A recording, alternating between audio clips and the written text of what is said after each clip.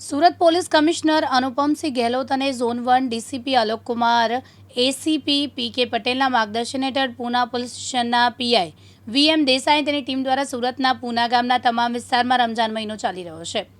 હોળી ધૂળેટીનો તહેવાર પણ હોય ત્યારે કોઈ અઘટિત ઘટના ન સર્જાય તે નિમિત્તે ફૂટ પેટ્રોલિંગ કરવામાં આવ્યું. સરદાર ચોકી અન્ય વિસ્તારમાં ડ્રોન કેમેરાથી સર્વેલન્સ કરવામાં આવ્યું.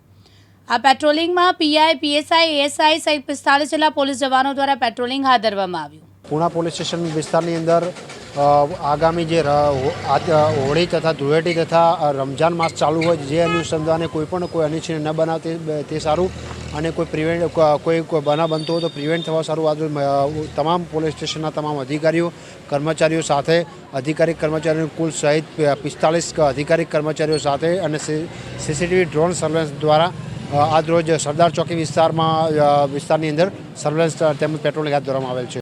કાનાભાઈ મેર, દિવ્યાંગ ન્યૂઝ, સુરત.